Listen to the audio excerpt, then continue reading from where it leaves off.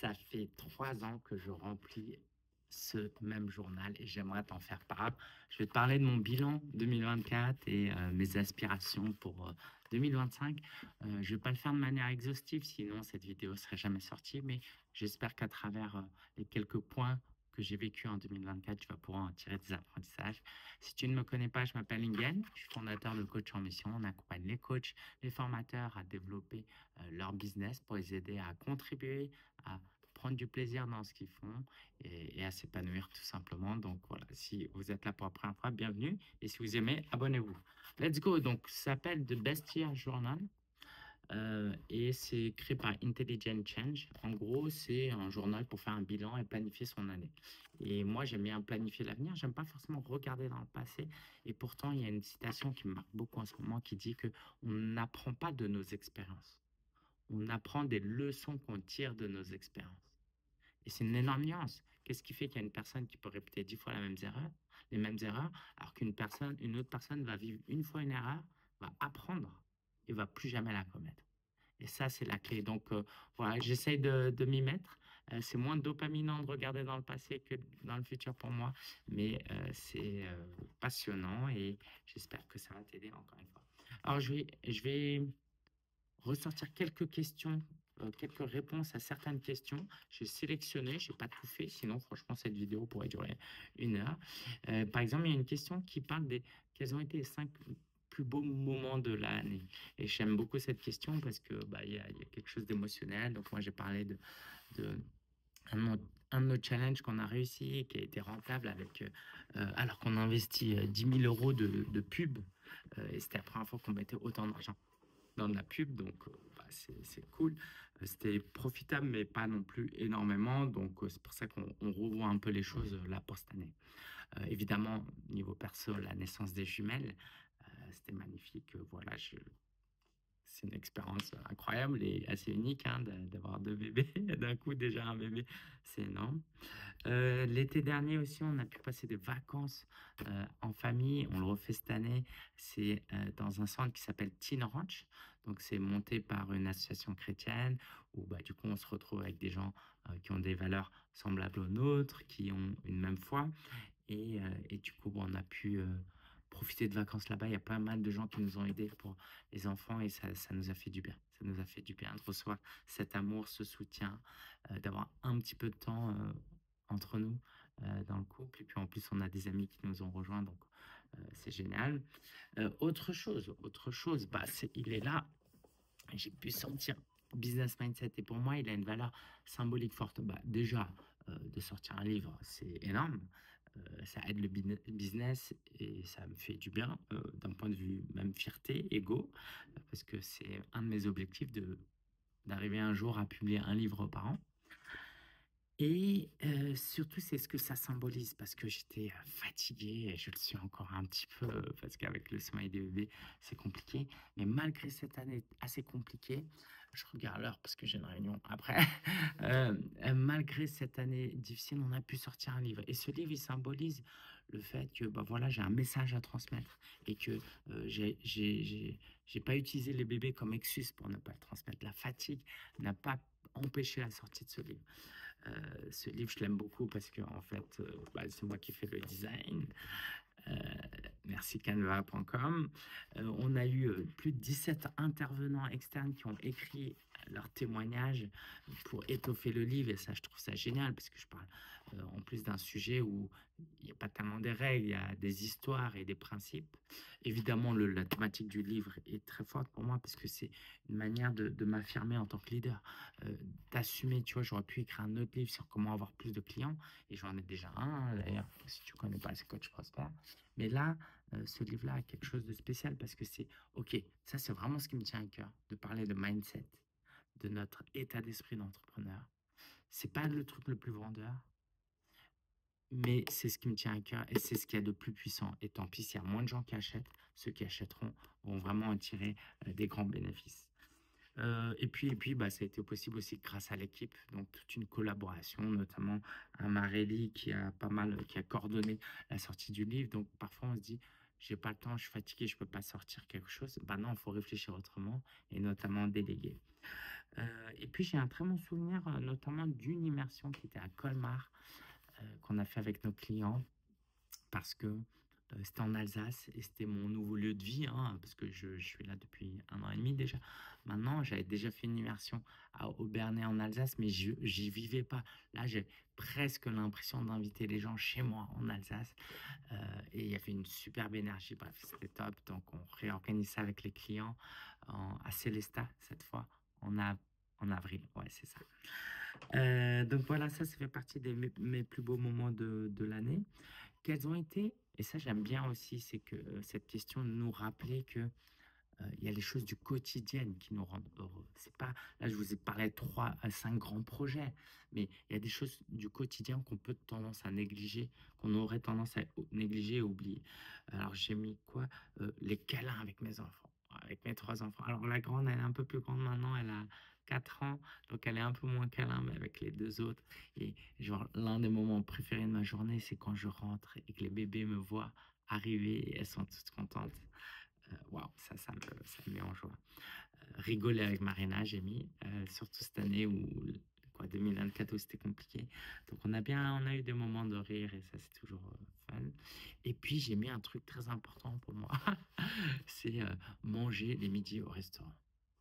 En fait, qu'est-ce qui disait ça? Je crois la première fois que ça m'a marqué, c'est Maxence Rigotier, un jour, qui disait que lui, par souci d'efficacité et de productivité, il ne cuisinait jamais et mangeait que dehors.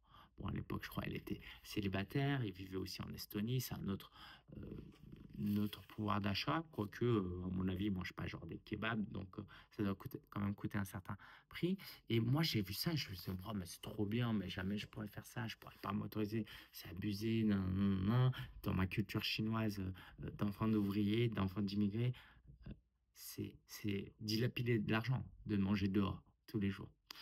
Et là, bah, je le fais et je le paye par la boîte et c'est une fierté. Bon, moi, je mange pas littéralement au restaurant tout le temps parce qu'il y a une boulangerie là où il y a des bons plats du jour, donc c'est très bien. Mais au-delà du repas, c'est cette symbolique de waouh, j'ai atteint un niveau de vie, hein, j'ai créé un business où je peux me permettre de manger à midi tous les jours dehors maintenant. Voilà. Alors après, c'est un autre sujet parce que je suis coaché aussi sur la partie perte de poids, donc faire attention à ce qu'on mange quand on mange dehors. Bon, on peut très mal manger aussi à la maison, donc voilà. Mais vraiment, là, par exemple, à midi, je me réjouis de faire ça. Et je pense que c'est des mini récompenses que je me donne tous les jours parce que je travaille quand même dur, pas tant que ça, maintenant que je suis marié, mais je travaille quand même dur.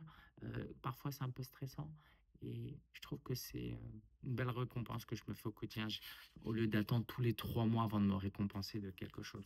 Je pense que c'est important d'apprendre à se récompenser au quotidien.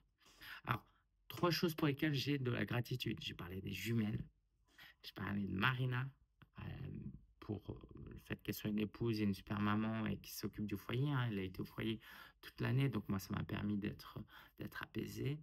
Et l'équipe de coach en mission. Et tu vois, c'est marrant parce que j'ai pensé à des personnes, ok, souvent pour qui on a de la gratitude, plus que pourquoi. C'est intéressant. Et qu'est-ce que je voudrais dire? Voilà. Et j'ai pas mis Evie dans le sens où euh, la star cette année, c'était un peu moins elle. Si elle regarde ça, j'espère qu'elle m'en voudra pas. Euh, mais voilà, c'était quand même spécial. C'est quand même une spéciale, une année où on a des jumelles, quoi. Qu'est-ce que je voulais dire d'autre? Alors, ce que je voulais vous partager, qu'est-ce que j'ai accompli cette année, en 2024? Alors, non seulement j'ai sorti le livre Business Mindset, c'est une chose de sortir le livre, mais j'en ai vendu 200. Ce qui est, à un moment donné, j'étais en mode, oh, je suis un peu déçu, je crois que je voulais en vendre 300 ou 500.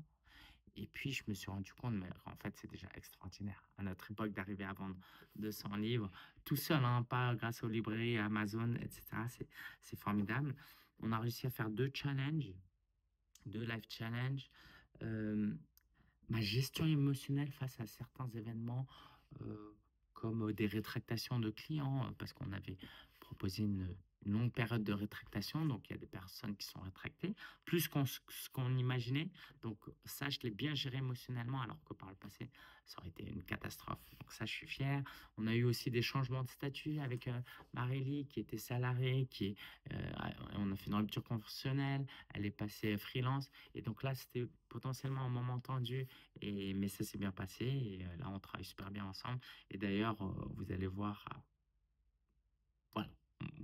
Il y a des choses qui sont prévues en 2025, on va dire ça comme ça, il me reste 5 minutes. On a fait un super sommet, on a fait un congrès pour le livre. Pour celles et ceux qui ont participé, c'était cool. Alors, j'ai mis, je pense qu'on a fait environ 190 000 euros de CA, je suis plus sûr. Donc, on s'est maintenu, on a baissé un petit peu.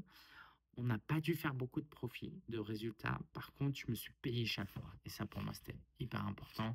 Donc, je pense que je me paye assez bien pour un entrepreneur parce que c'est pas évident. Je sais que tous les entrepreneurs se payent pas régulièrement, mais moi, je me paye tous les mois régulièrement. Et ça, j'en suis fier parce que ça apporte aussi une sérénité dans la famille. J'ai eu plus de 500 abonnés sur YouTube. Donc, merci si vous vous êtes abonné en 2024. Sinon, c'est pas trop tard pour le faire. Et il y a eu 4000 heures de visionnage et 67 000 vues en 2024. Cool. On a aussi dépensé 19 000 euros dans la pub Meta. Alors pourquoi on se réjouit de dépenser? Parce qu'en fait, ça veut dire que c'est rentable. Et les entreprises qui grandissent sont des entreprises qui investissent pas mal dans la pub, en tout cas la plupart. Et puis on a eu aussi des affiliés qui ont fait la promotion de notre challenge et de notre livre. Et ça, c'était assez particulier. Alors, autre chose dont je suis fier cette année. Qu'est-ce que j'ai mis? Ah oui, les leçons que j'en tire de cette année. Alors, les leçons, c'est l'importance de la pub. Si je veux croître, en tout cas, si je veux maintenir, j'ai pas besoin forcément de pub. Si je veux croître, ça devient indispensable. Rares sont les personnes qui arrivent à dépasser les 200 000 euros et même les 100 000 euros par an sans pub, hein. Il y a toujours des exceptions, mais c'est très rare. J'ai mis quoi? Ah oui, l'importance d'avoir de la trésorerie et de la sérénité, même si c'est un emprunt, notamment qu'on a fait en 2023. J'ai jamais vraiment goûté ça, le côté, ok, il y a de l'argent, s'il n'y a pas trop de ventes, c'est ok. Ça faisait juste du bien. Ça faisait juste du bien parce que c'était effectivement très tendu les années précédentes. Euh, Autre leçon, c'est de capitaliser sur ce qui marche, notamment les appels de vente. Le fait de faire des appels de vente, alors que là, dernièrement, on a vendu sans appels de vente, d'où les rétractations. Et le fait de bien déléguer, ça nous permet d'accomplir plus avec moins d'efforts. Ok, c'est des choses basiques, mais c'était des bons appels. Allez, Gigo, parce que le temps presse pour moi. C'est quoi mes priorités de l'année?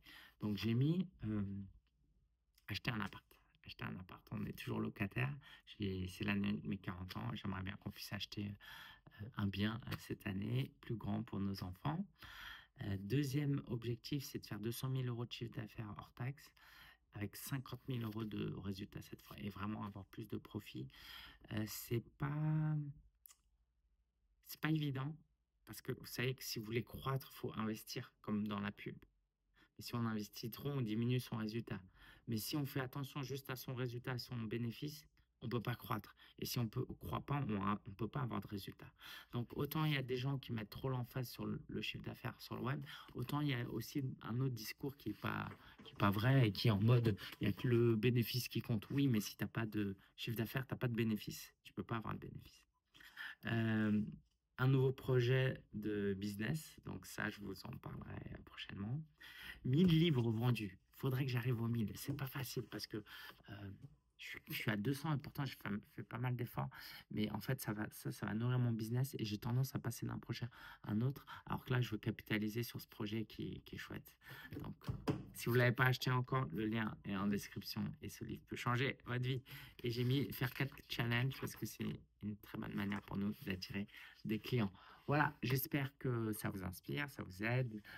Moi, je vais continuer à faire ça chaque année, je pense, jusqu'à ce que je trouve un meilleur outil. Et j'espère que ça vous inspire. Et je vous dis à très bientôt. Abonnez-vous et laissez vos commentaires si vous avez la moindre question. Je prends beaucoup plus le temps maintenant de répondre qu'avant. Donc, allez-y. En 2025, pour rappel, j'ai le défi d'une vidéo par jour. Je ne l'ai pas noté tellement c'est devenu normal pour moi. Ciao, ciao, prenez soin de vous et je vous souhaite une meilleure une excellente année 2025 et que ce soit la meilleure professionnellement que vous ayez vécu jusque-là. Ciao, ciao.